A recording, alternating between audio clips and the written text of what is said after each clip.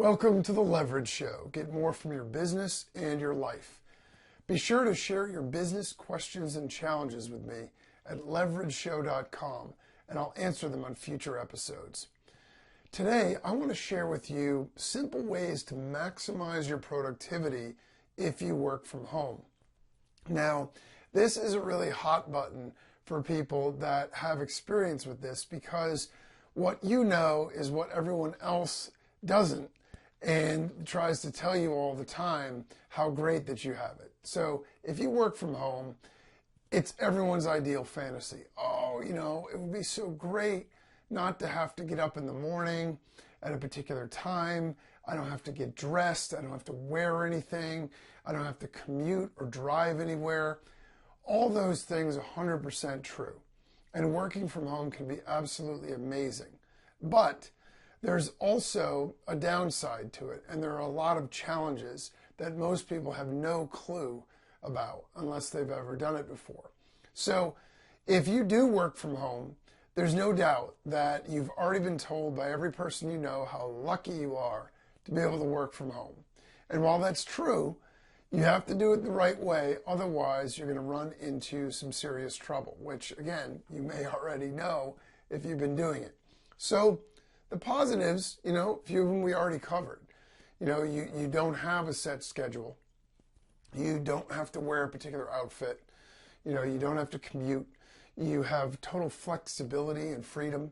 So if you had to do something in the middle of the day, or if you have to, bring your kids to school like I do, or if you had doctor's appointments, or if there are, other things that need to be done during the workday, if you have a typical 9-to-5 corporate job, those things can be really difficult.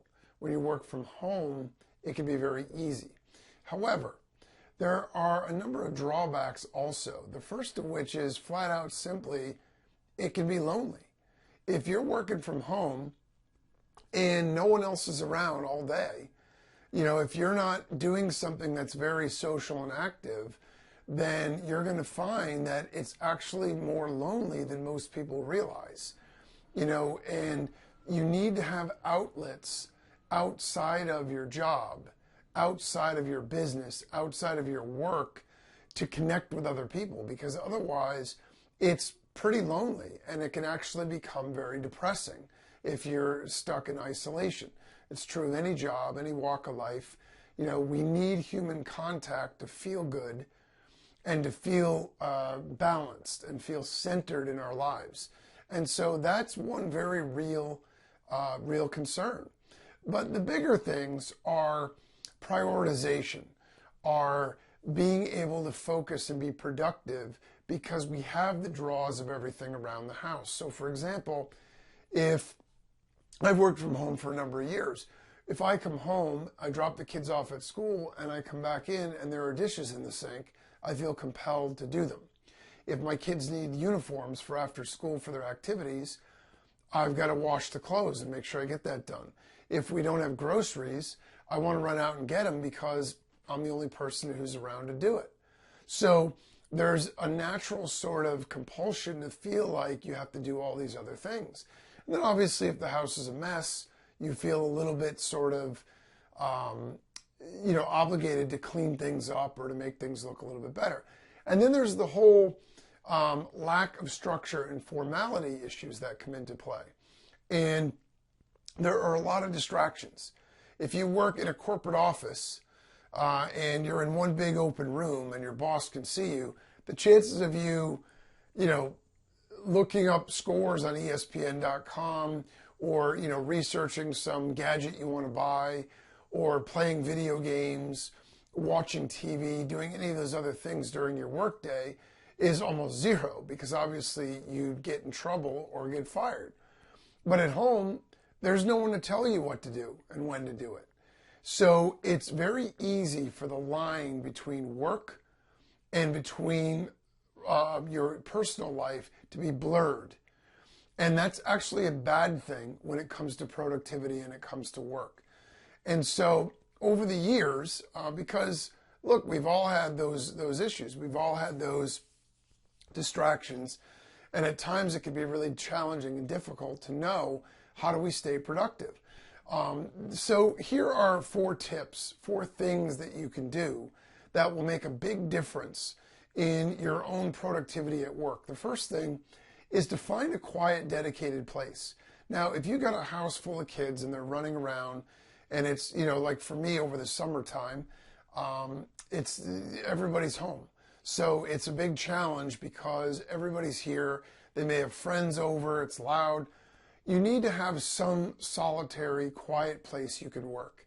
If your house or wherever you're working isn't that, if you literally cannot find a closet space, a spare bedroom, something, some place where you can go, then you absolutely need to leave and go to a Starbucks or Barnes & Noble or a library or someplace around you and make that your office anytime you're in that situation. If maybe during school days you're fine, but on weekends, if you have to do any work and over summer or whatever, when the kids are home, you can't get anything done, you don't have your own dedicated place, you have to absolutely do that. You just have to commit to finding a place that you can go. This is the number 1 tip, because otherwise what happens is you're constantly distracted. Even if the kids aren't bothering you, even if they're not asking you for stuff, you can hear it. It's noise, it's distraction, it's disruption.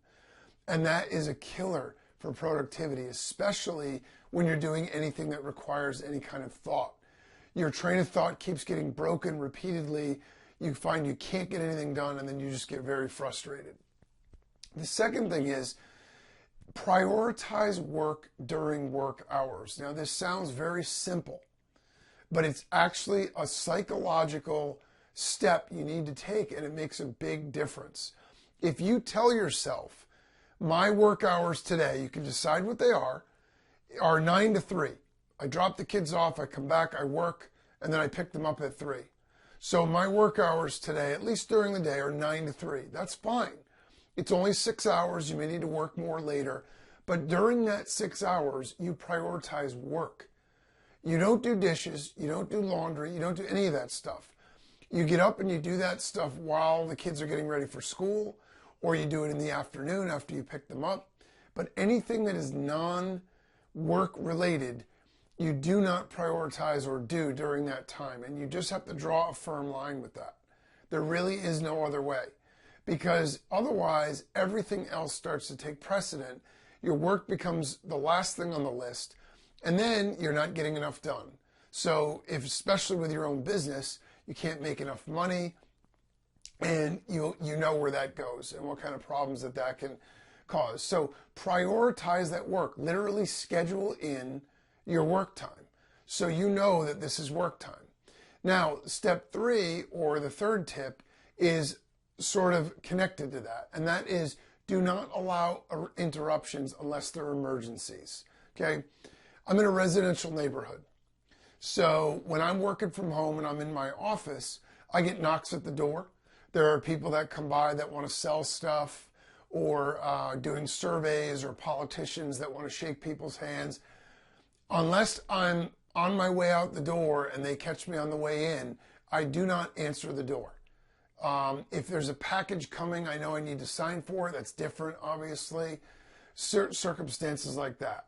If it's somebody that's scheduled to come over, I have a contractor coming over to do something, obviously I'm going to answer the door. But any of those other interruptions, do not do it. Phone calls. If the caller ID shows somebody other than something that might be an emergency, your kids from school, doctor's office, your spouse, those you answer. If it's friends, if it's telemarketers, if it's anybody else, you do not answer that during the day unless it's an emergency. So you don't allow interruptions. Your family members are calling to chat, your friends, whatever. You have to deprioritize that during the workday. And you can actually train people to understand. You could say, my workday is 9 to 3. I only have 6 hours. So that 6 hours, I have to put my head down and plow. Call me at 3:05. Call me at 8:30. But don't call me between 9 and 3. Or you can just not answer, and they'll figure it out. And then the fourth thing is to schedule your breaks. Look, we all work in certain patterns and rhythms and all of that. You need to get to know your own self and your own body to understand how long sustained work you can do. If you're doing intense work, you really can't put your head down for 6 straight hours and never look up. And that's not the intention. But the intention is to schedule in those breaks. So if you want to check your scores on ESPN, or you want to make a personal phone call or something like that, then you schedule. I'm going to work from 9 to 10:30, and then from 10:30 to 10:45, I'm going to take a break. And then I'm going to work from 11 o'clock to 12:30, and then I'm going to take 15 minutes for lunch. And then I'm going to take another, work another hour and a half. And so your breaks are scheduled in, so you have time to throw on a load of laundry, run a few dishes, run out to the store if it's close to grab a couple of things that you need. You have time to do that, but schedule it in. So that way everything is on track and you'll be able to be super productive. This will give you a better feel of balance in your life. It'll make you feel more productive, and it will make you feel like you actually are a business owner and not a stay-at-home mom or dad. Because the reality of it is, if you're letting every other outside thing pull you in different directions, you're not going to get nearly enough done. And it's going to take you twice as long to do it than it should. And by prioritizing work, as simple as it sounds, and doing those 4 little things, what you'll find is everything seems to, you seem to get a lot more done in a lot shorter period of time. I take a lunch break every day. I don't go all through my workday without eating. I go downstairs, I make a sandwich, and then I throw on ESPN Sports Center. And for 15 minutes, I eat my lunch and I watch the show. That's it. As soon as I'm done, it goes off, I go back to work. I don't sit there and watch the whole rest of the show and then flip on Days of Our Lives. I don't play video games or do other stuff during the workday, because that is your time to work. Now, if in the evening you're going to do a little bit of work, that you could be a little bit more flexible with. You could say, well, listen, this isn't really work time, so I'm going to have the TV on while I'm doing this. You know what I mean? But during your workday, you shouldn't have the TV on. You shouldn't have your email up, like hitting you with alerts every 50 seconds. You shouldn't have your cell phone and your home phone right at your hip, unless, again, it's just to check it for emergencies. If you follow those steps, you'll find that you can manage working at home, and it will be what everybody dreams it would be. That great thing where you have total flexibility, you have the ability to rearrange your schedule and do work when you want, as you want, yet at the same time be productive and profitable with your business. And that is a great lifestyle to have as a business owner and an entrepreneur. Now remember to like, share, and subscribe. And if you have a question, post it at leverageshow.com so I can answer it for you on a future episode. And until next time, make it happen.